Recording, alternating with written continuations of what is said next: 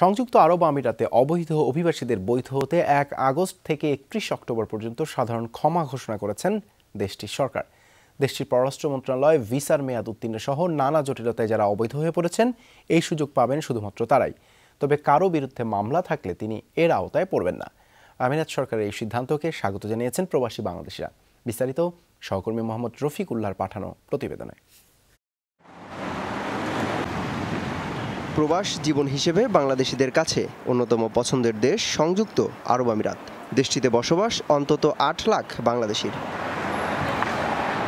তবে এর মধ্যে একটি বড় অংশ মেয়াদ উত্তীর্ণ ভিসা সহ নানা জটিলতায় আরব আমিরাতে অবৈধভাবে বসবাস করতে বাধ্য হচ্ছেন। অবৈধভাবে বসবাসের কারণে আয় যেমন কমছে, তেমনি সবসময় আতঙ্কে কাটাতে হচ্ছে তাদের। সম্প্রতি দেশটির সরকার অবৈধ বসবাসকারীদের বৈধ হতে সাধারণ ক্ষমা ঘোষণা করেছেন। ১ আগস্ট থেকে ৩১ অক্টোবর পর্যন্ত অবৈধ অভিবাসীরা বৈধ হওয়ার সুযোগ পাবেন। আমিরাত সরকারের এমন ঘোষণায় দেশটিতে বসবাসরত অবৈধ বাংলাদেশিদের মাঝে স্বস্তি ফিরে এসেছে। তারা বলছেন, বৈধ হওয়ার সুযোগ পেলে কমবে অপরাধ, বাড়বে বাংলাদেশিদের ভাবমূর্তি।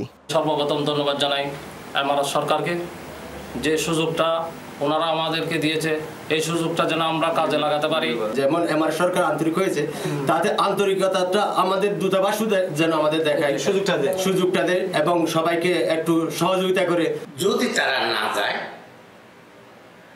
যে এই সরকার এদের বিরুদ্ধে কঠোর পদক্ষেপ নেবে এতটুকু আমি শুনেছি, এবং আসলে তো সত্য, এদেরকে সুযোগ দেওয়ার পরও যদি সুযোগ কাজে না লাগায় পদক্ষেপ নেওয়া একান্ত প্রয়োজন। কেননা অবৈধ যারা থাকে এরা নানাবিধ অপকর্মের সাথে জড়িত থাকে। এছাড়া অবৈধ বসবাসকারীরা চাইলে দেশে ফেরার আবেদনও করতে পারবেন। সেক্ষেত্রে ২ বছর পর আবারও দেশটিতে যাওয়ার সুযোগ পাওয়া যাবে। অন্যথায় দেশটিতে আজীবন প্রবেশে নিষিদ্ধ করা হবে। দেশটির সরকারি পরিসংখ্যান বলছে, প্রথমবারের মতো ২০১৩ সালে ঘোষণা করা হয় ৬০ দিনের সাধারণ ক্ষমা। তখন সুযোগ নিয়েছিল ৬২,০০০ প্রবাসী। অমিত হাসান রবিন, যমুনা নিউজ।